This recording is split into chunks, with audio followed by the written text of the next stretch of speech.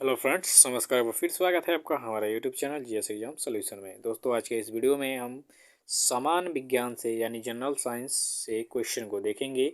और ये बहुत इंपॉर्टेंट है आपके एसएससी एमटीएस और अन्य एग्जाम के लिए, क्योंकि विज्ञान से क्वेश्चन बनते ही बनते हैं। तो इस समान ज्ञान के सीरीज में हम जो श्रृंखला चल रही है एसएससी एमटीएस हवलदार की, वह 42वें नंबर की यह श्रृंखला है दोस्तों। और आज जो है ये सभी क्वेश्चन मल्टीपल चॉइस क्वेश्चन के होंगे, और इसमें जो क्वेश्चन होंगे वो टॉप 20 होंगे। इसमें आप फिजिक्स, केमिस्ट्री और बायो से तीनों शाखाओं से प्रश्नों को देखेंगे, जो बहुत ही इंपॉर्टेंट और चुनिंदे क्वेश्चन हैं जो आपके एग्जाम में पूछ सकते हैं। ठीक है दोस्तों, तो चलिए जीएस एग्जाम सॉल्यूशन चैनल को सब्सक्राइब कर दीजिए और वीडियो के लास्ट तक बने रहिएगा। स्किप मत करिएगा, नहीं तो समझ में नहीं आएगा। तो चलिए आज का मॉक टेस्ट लगाते हैं दोस्तों। पहला क्वेश्चन है कि निम्नलिखित में से किसे हंसाने वाली गैस कहा जाता है। आपके सामने जो विकल्प दिया हुआ है, इसमें से सही विकल्प का चयन करके आपको उत्तर देना है। तो क्वेश्चन है आपका कि निम्नलिखित में से किसे हंसाने वाली गैस कहा जाता है। तो इसमें जो हंसाने वाली गैस है दोस्तों, वह है नाइट्रस ऑक्साइड। क्या है? Nitrous oxide. तो विकल्प जो आपका ए दिख रहा है इसमें, वो आपका क्या हो जाएगा? राइट आंसर हो जाएगा विकल्प ए कि निम्नलिखित में से जो हंसाने वाली गैस है वो है नाइट्रस ऑक्साइड।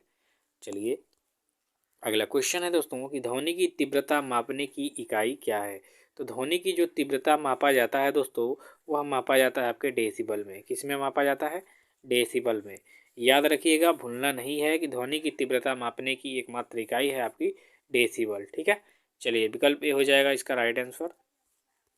अब तीसरे नंबर के क्वेश्चन को देखेंगे कि जब दूध को प्रबल ढंग से मथा जाता है तो उसमें से क्रीम किस कारण से अलग हो जाती है। यानी जब हम दही होता है, जो दूध होता है, उसको मथा जाता है और क्षेत्रीय भाषा में महना बोलता है। ठीक है, महना बोला जाता है। तो महते हैं तो क्या होता है कि दूध में से जो क्रीम होती है वो अलग हो जाती है। वह इस फिजिक्स के किस बल के कारण वो आपके ये अलग होता है। ठीक है, तो आपका अपकेंद्रीय बल के कारण जो दूध से या दही से जो आपका क्रीम अलग होती है, वो अपकेंद्रीय बल के कारण होती है। तो विकल्प यहाँ जो आपका सी होगा इसका सही उत्तर हो जाएगा कि जब दूध को प्रबल ढंग से मथा जाता है तो उसमें से जो क्रीम होती है वह अपकेंद्रीय बल के कारण अलग हो जाती है। चौथे नंबर के क्वेश्चन को देख लीजिए कि इंसुलिन की कमी के कारण होने वाला रोग कौन है। अब देखिए, जब हमारे शरीर में इंसुलिन की कमी होती है तो क्या होता है? तो डायबिटीज होता है, जिसे हम कहते हैं हिंदी में मधुमेह, और क्षेत्रीय भाषा में शुगर कहा जाता है कि इसको शुगर हुआ है। ठीक है, तो इंसुलिन के कमी के कारण जो आपका रोग होता है डायबिटीज होता है। ठीक है, डायबिटीज अर्थात मधुमेह, और क्षेत्रीय भाषा में उसे शुगर बोला जाता है। तो विकल्प यहाँ जो आपका डी होगा इसका राइट आंसर हो जाएगा। 5 नंबर का क्वेश्चन है कि कौन सा हार्मोन लड़ो उड़ो हार्मोन कहलाता है। तो दोस्तों, लड़ो और उड़ो हार्मोन के नाम से जाने जाने वाला जो हार्मोन्स है वो आपका एड्रीनेलिन है। ठीक है, एड्रीनेलिन। एड्रीनेलिन जो है इसे लड़ो और उड़ो हार्मोन कहा जाता है। तो विकल्प यहाँ जो आपका ये होगा इसका राइट आंसर हो जाएगा मित्रों।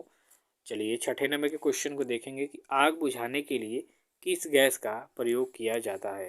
तो मित्रों, आग बुझाने के लिए CO2 अर्थात कार्बन डाइऑक्साइड गैस का उपयोग किया जाता है। ठीक है, और रोटी जो फूलती है उसमें भी आपके कार्बन डाइऑक्साइड की उपलब्धता के कारण ही फूलती है। तो याद रखिएगा कि आग बुझाने के लिए जो प्रयुक्त गैस होती है कार्बन डाइऑक्साइड होती है। क्वेश्चन में ये भी आ सकता है कि रोटी फूलने के कारण कौन सा गैस है, तो वो भी आपका CO2 है। ठीक है, चलिए 7 नंबर का क्वेश्चन देखिए कि फोटोग्राफी में मुख्य रंग कौन से होते हैं। तो फोटोग्राफी में मुख्य रंग की अगर जो यहाँ बात करेंगे हम, तो लाल हो जाएगा, नीला हो जाएगा और हरा हो जाएगा।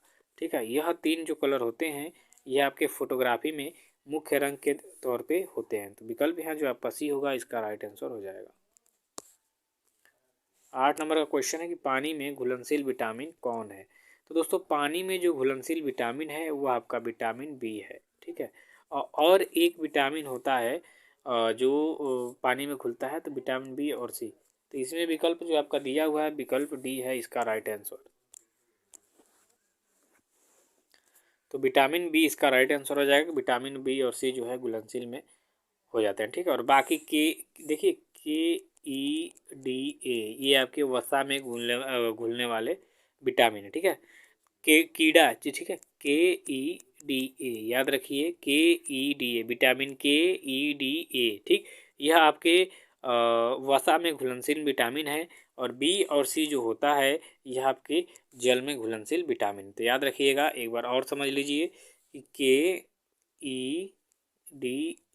ये ट्रिक है कीडा, ठीक है। यह आपके वसा में घुलनशील विटामिन है, ठीक। और जल में घुलनशील विटामिन की यहाँ जब बात करेंगे तो विटामिन बी और सी जो होता है यह आपके जल में घुलनशील विटामिन है, ठीक। और KEDA जो है यह वसा में घुलनशील विटामिन। तो याद रखिएगा, इनसे कोई भी क्वेश्चन आएगा तो आप कर लेंगे, हमें उम्मीद है, क्योंकि जल में बी और सी ही है, बाकी आपके वसा में है, ठीक है। चलिए 9वें नंबर का क्वेश्चन है, कौन सा जीव त्वचा से सांस लेता है। अब देखिए, ये भी मोस्ट इंपॉर्टेंट क्वेश्चन है। तो जो केंचुआ होता है दोस्तों, यह अपने त्वचा से सांस लेता है, ठीक है। बाकी सब लोग जो हैं, मछली जो है गिल से सांस लेती है, मनुष्य जो है फेफड़े से सांस लेते हैं, ठीक है। तो ऐसे है, लेकिन केंचुआ जो है वह त्वचा से सांस लेता है। तो विकल्प जो आपका ये होगा इसका राइट आंसर हो जाएगा। अब 10वें नंबर के क्वेश्चन की तरफ चलेंगे। तो यह है कि भारतीय वन सर्वेक्षण विभाग जो है इसका मुख्यालय कहाँ पर स्थित है। अब देखिए, ये भी आपके एग्जाम की दृष्टि से एकदम इम्पोर्टेंट है कि भारतीय वन सर्वेक्षण विभाग जो है इसका मुख्यालय कहाँ पर स्थित है। तो मित्रों, आपके सामने विकल्प जो दिया है इसमें से सही विकल्प देखिए। तो इसमें से जो सही विकल्प होगा आपका देहरादून हो जाएगा, ठीक है। कि भारतीय वन जो सर्वेक्षण विभाग है इसका मुख्यालय है आपका देहरादून में। और देहरादून कहाँ है दोस्तों, तो यह उत्तराखंड की राजधानी है, ठीक है।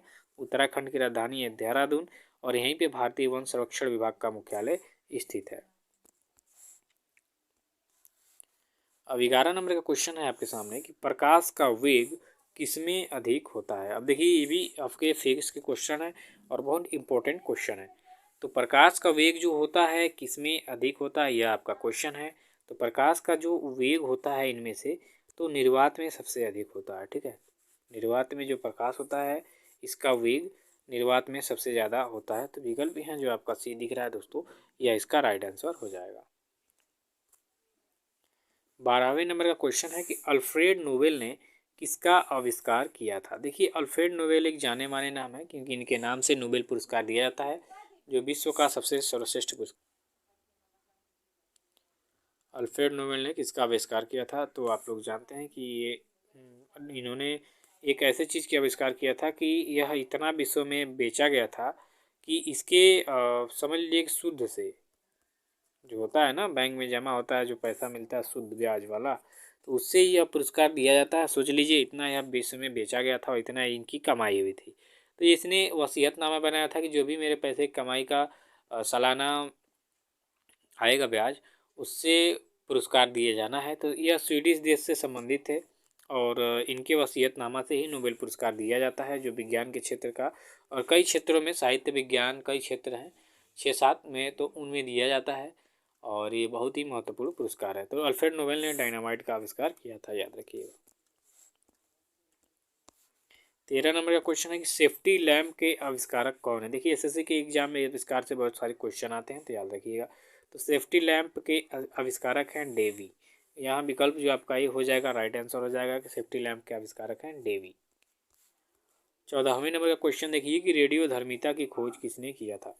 तो दोस्तों, रेडियो धर्मिता की जो खोज है यह आपके हेनरी बेकुरल ने किया था। किसने? Henry Becquerel. तो यहाँ जो विकल्प बी होगा इसका राइट आंसर हो जाएगा कि हेनरी बेकुरल ने रेडियो धर्मिता की खोज की थी।